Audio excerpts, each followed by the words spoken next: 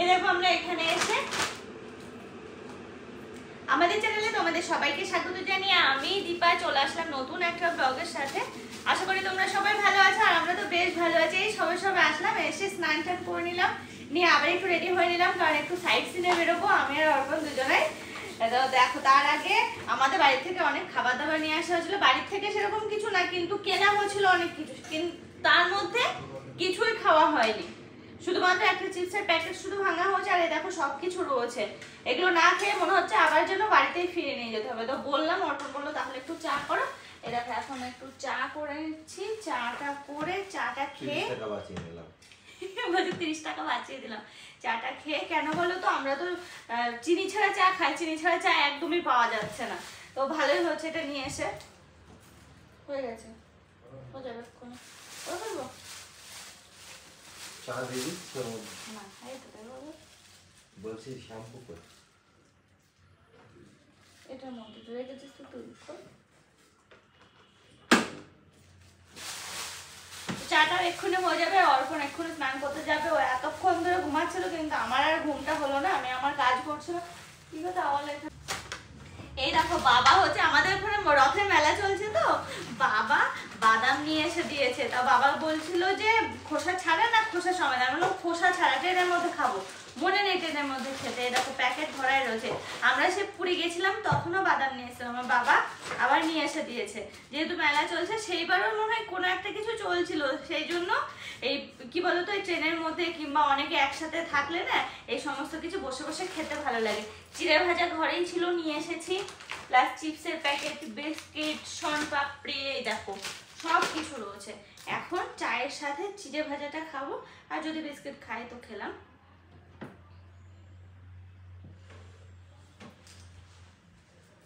দেখো এসে সমস্ত জিনিসপত্রতে এরকম ছড়ানো ছিটানো হয়ে গেছে, কিছু করার নেই। কি বলো তো, সব কিছু ব্যাগের মধ্যে তো এক এক করে বার করছি, কোনটা লাগবে না লাগবে বুঝতে পারছি না, সেই বুঝে। তবে আমাদের রুমটা কিন্তু খারাপ না, বেশ ভালোই।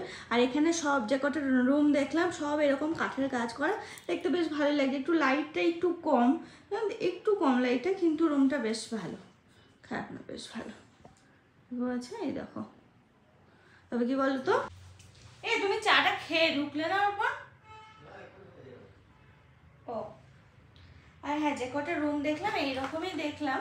আর অর্পণকে বললাম এরপরে মানে নেক্সট আমরা যেখানে যাব সেখানে একটা দিন আমরা থাকতে হবে। বললাম যে আগে থেকে বুক করে নেবো, তাহলে আমরা একটু ঘুরে বেড়াতে হবে না, একটু দেখে নিতে পারবো, সেরকম বুঝে একটু ভালো মানে যেমন নেবো আর কি সেরকম রুম নিয়ে নিতে পারবো।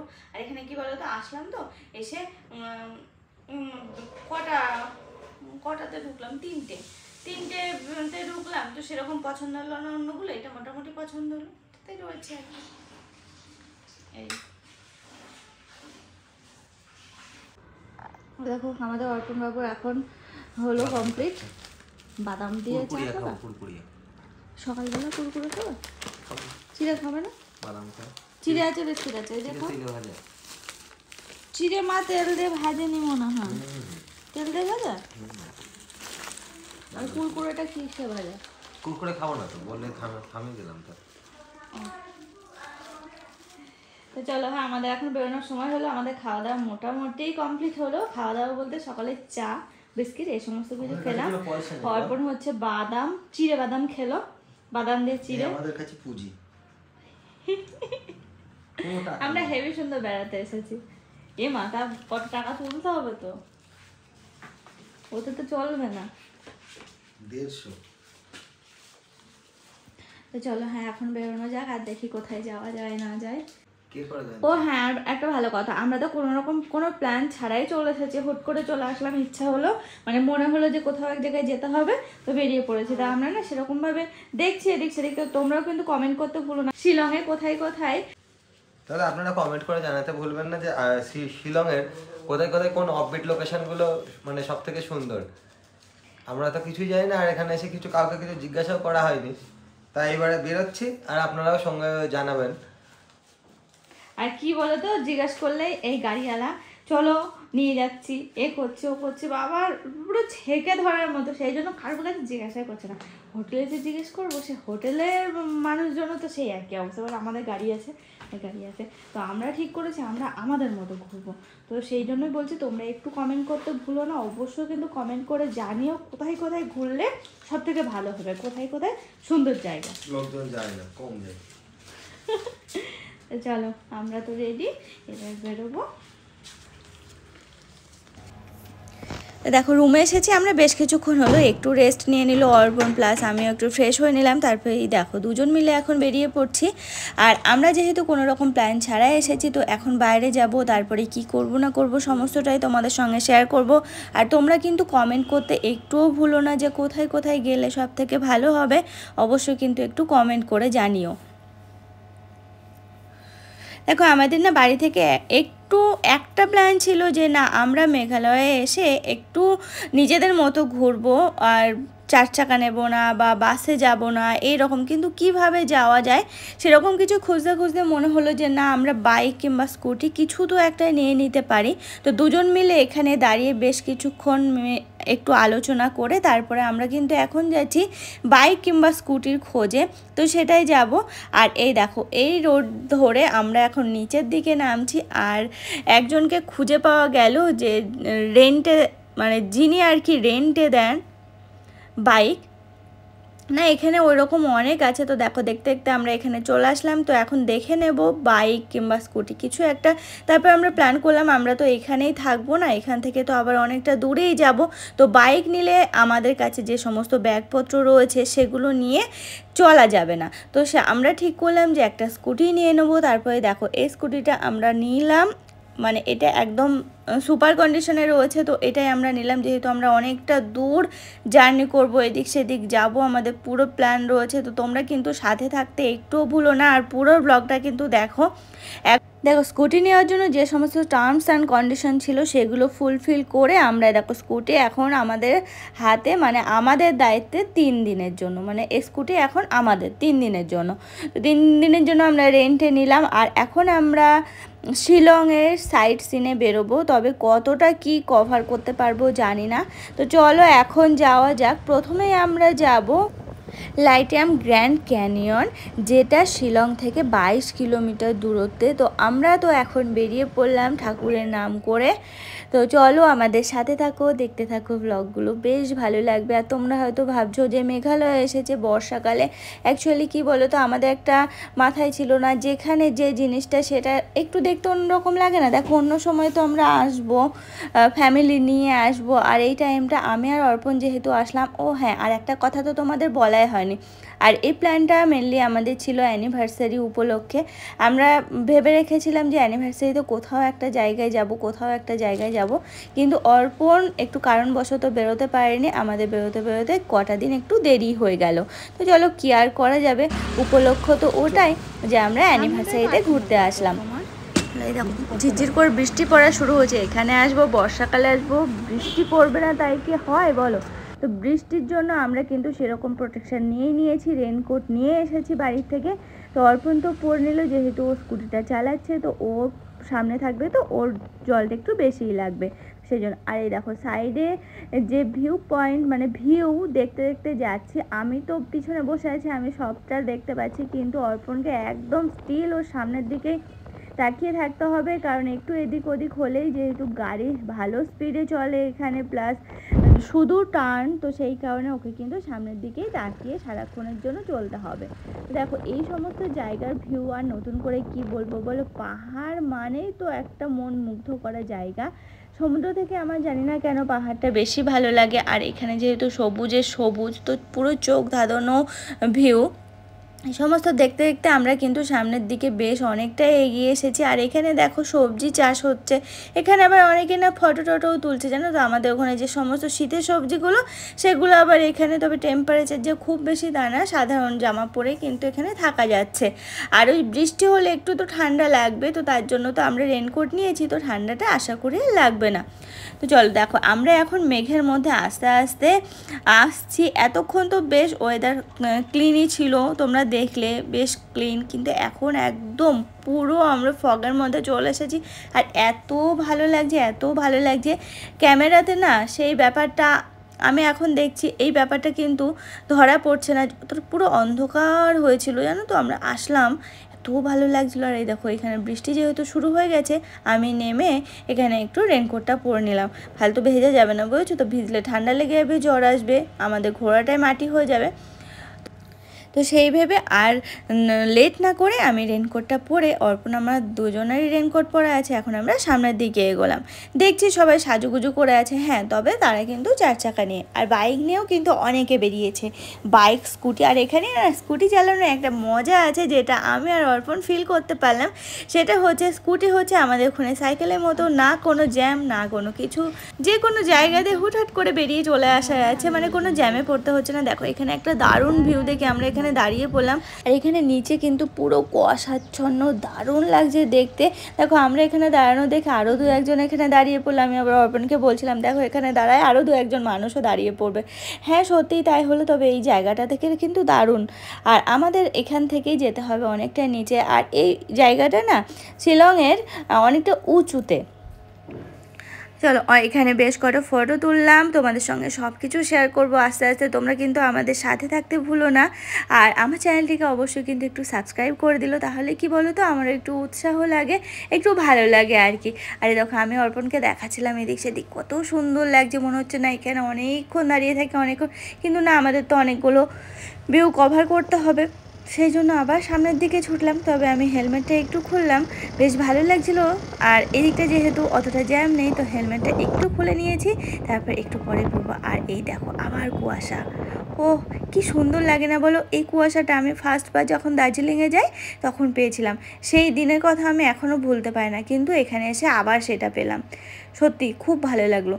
এখানে আমরা এখন স্কুটিটা রেখে সামনের দিকে যাব, সামনে যে লাইটলুম গ্র্যান্ড ক্যানিয়ন, তো সেখানে। তবে কি জানো, যে হারে বৃষ্টি হচ্ছে মনে হচ্ছে কিছু দেখতে পারবো না, ঠিক সেই সময় বৃষ্টি কি আছে না আছে কিচ্ছু বুঝতে পারছি না, পুরো একদম ধোয়া ধোয়া হয়ে আছে বৃষ্টিতে।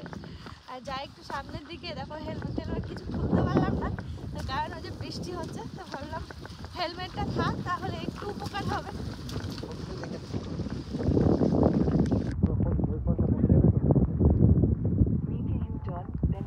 দেখেছো বললাম না অর্পণ আমার উপর খেপে গেছে, এই আমি আর কি ফটো তুলছি আর ও তো অনেকটা এগিয়ে যাচ্ছে, এই হচ্ছে আমাদের কারণ। লাল আর নীল, লাল পড়ি আর নীল পড়ি। হেভি বৃষ্টি হচ্ছে, মানে বৃষ্টি হতে তো না ওয়েদার বোঝাতে পারছি না, কারণ বর্ষাকালে বর্ষার জায়গায় বুঝতেই তো পারছেন কেমন ডেঞ্জারাস সিচুয়েশন, কিচ্ছু দেখা যাচ্ছে না।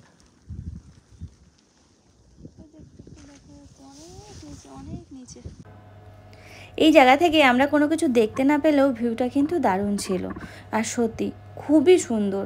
আর এখানে অনেকক্ষণ টাইম কাটালাম, অনেকক্ষণ, উপর থেকে নিচে তো কিচ্ছু দেখা যাচ্ছে না, এই উপরে দাঁড়িয়ে বোঝা যাচ্ছে আমরা কতটা উপরে রয়েছি। তো চলো এই জায়গাটাতে বেশ কিছুক্ষণ কাটিয়ে আমরা এই যে এখন সামনের দিকে আবার এগিয়ে যাচ্ছি। তবে কি জানো, একটু খিদে পেয়েছে, আমরা তো ঘর থেকে এটা সেটা খেয়ে এসেছিলাম, তারপরে ভেবেছিলাম রাস্তায় কিছু একটা খেয়ে নেব, কিন্তু সেরকম আর দোকান না দেখতে পেয়ে আমাদের আর খাওয়া হয়নি। তো চলো সামনে বেশ অনেকগুলো দোকানপাট রয়েছে, তো ভাবছি যে সেখান থেকে কিছু একটা খেয়ে নেব।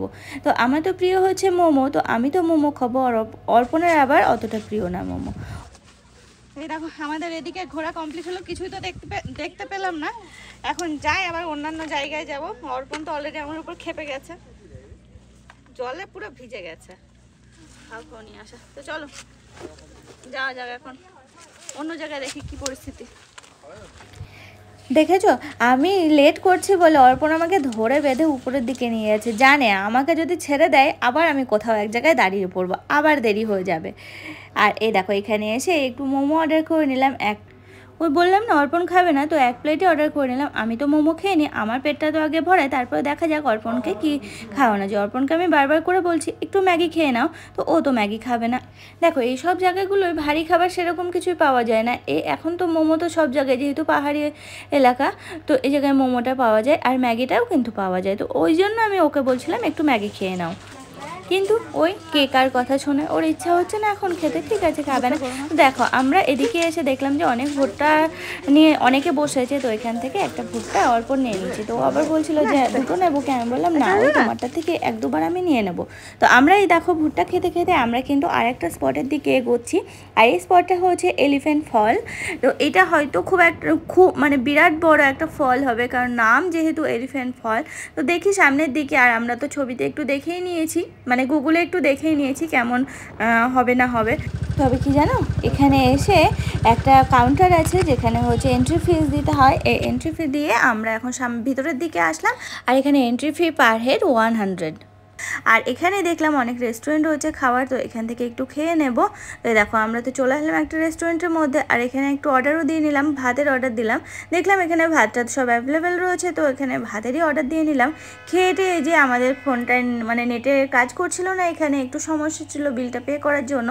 তবে কি করা যাবে, বেশ কিছুক্ষণ এখানে দাঁড়ানোর পরে নেটটা এলো, তারপরে হচ্ছে আমরা বিলটা পে করলাম। আর এদিকে হচ্ছে আমি তো এদিক সেদিকে একটু ঘুরে বেড়াচ্ছি, আর এখানে অনেক রকম স্টল রয়েছে। টুরিস্ট প্লেসে যে কোনো স্টল দেখলে কিন্তু সেগুলো দেখতে ইচ্ছা করে, আর মনে হয় এটা কিনি সেটা কিনি। তবে হ্যাঁ, আমি কিন্তু আর এবার সেরকম কিছু দেখা হয়নি, কারণ বারবার বাড়ির থেকে বলে দিয়েছে যে কোনো কিচ্ছু নিয়ে আসবি না, কোনো কিচ্ছু নিয়ে আসবি না। ঠিক আছে, সে পরে দেখা হবে, এখন তো যাই যে জায়গায় এসেছি মেন জায়গায়। তো দেখো এখন কিন্তু আমরা যাচ্ছি সামনে ফল দেখতে, মানে এলিফ্যান্ট ফল যেটা রয়েছে সেটার কাছে আমরা এখন চলে এসেছি। আর এই দেখো সামনেই কিন্তু সেটা। দেখো এর কিন্তু তিনটে স্টেপ রয়েছে এই ফলটার। তো একটা স্টেপ আমরা কভার করে সেকেন্ড স্টেপ দেখে তারপরে আমরা যে 3 নাম্বার স্টেপে আমরা এখন যাচ্ছি। আর এটা না অনেকটা নিচে, অনেকগুলো সিঁড়ির ধাপ পেরিয়ে তারপরে ঠিকঠাক জায়গায় পৌঁছানো যাবে। তো এই দেখো এখানে আবার একটু দাঁড়িয়ে নিলাম, দাঁড়িয়ে তারপরে আমরা আবার এখানে পৌঁছে গেছি। আর এখানকার ভিউটা না অনেকটা সুন্দর, এখানে বেশ ফটো তোলার জন্য খুবই সুন্দর একটা জায়গা।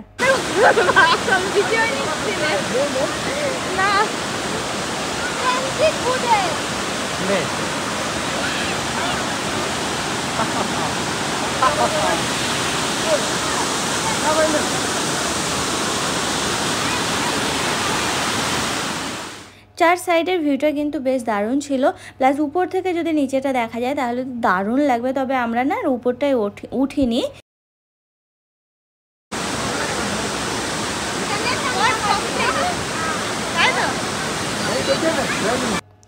দেখো মোটামুটি আমার এই জায়গাটা কভার করা হলো, ঘোরা হলো, ফেরা হলো, ফটো তোলা হলো, সব কিছু মোটামুটি বেশ ভালো হয়েছে। আর জানো তো এখানে একজন আঙ্কেলের সঙ্গে দেখা হয়েছিল, আঙ্কেলকে বাড়ি হচ্ছে কলকাতার ওই সাইডে। তো উনি তো অল্পনা দিয়ে বেশ ফটো তুলে নিলেন, আঙ্কেল এবং আঙ্কেল দুজনেই ছিলেন।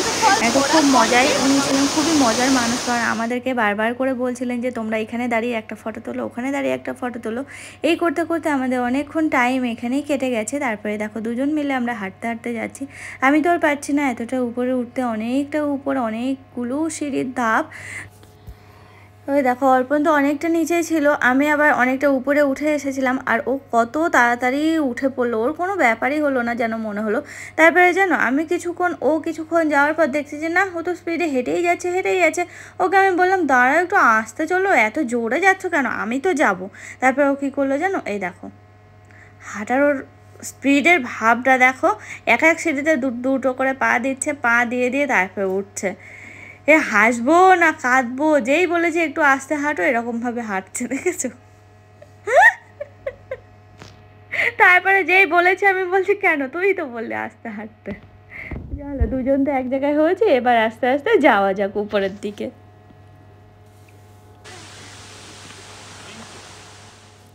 এলিফ্যান্ট ফলকে অনেকক্ষণ আগেই টাটা জানিয়ে দিয়েছি, টাটা জানিয়ে কিন্তু আমরা এই যে দেখো রওনা হয়ে গেলাম শিলংয়ের উদ্দেশ্যে। আমরা বিকালটা একটু শিলংয়ে কাটাবো বলে ওখান থেকে রওনা দিলাম। প্রায় 12 কিলোমিটার আমাদেরকে এখন অতিক্রম করে তারপরে পৌঁছাতে হবে শিলং পুলিশ বাজারে। দেখো দেখতে দেখতে কিন্তু আমরা এই জায়গায় চলেও আসলাম, আর এই জায়গার ভিউটাও কিন্তু অসাধারণ, যেমন জ্যাম। তবে ওই যে একটা কথা বললাম না, স্কুটিওয়ালাদের কোনো চাপ নেই, সেই সাইকেলের মতো যেদিক সেদিক দিয়ে চলো, সামনের দিকে এগোনো যাক আর কি। যেখানে একটু খালি পাওয়া যাচ্ছে, যেখানে একটু ফাঁকা পাওয়া যাচ্ছে, তার মধ্যে দিয়েই আমরা ছুটে চলেছি। বেশ দেখতে দেখতে কিন্তু অনেক কিছু শেখাও হয়ে গেছে। আর অর্পণের না কোনো চাপই লাগছে না, কোনো অসুবিধাই হচ্ছে না। এই ফার্স্ট টাইম যেহেতু পাহাড়ে রাস্তাতে স্কুটি চালানো, তো কোনো রকম কোনো অসুবিধাই হচ্ছে না। ওর মুখে কিন্তু ওই একটাই কথা ছিল, যাক বেশ আনন্দ লাগছে, বেশ ভালো লাগছে। আর আমরা নিজেদের মতো একটু ঘুরতে পারছি, যেখানে ইচ্ছা দাঁড়াতে পারছি। এই করতে করতে কিন্তু আমরা দেখো পৌঁছেও গেলাম। আর সামনে যে সমস্ত ভ্লগগুলো আসতে চলেছে অবশ্যই কিন্তু দেখো। তাহলে আজকের মতো টাটা, সব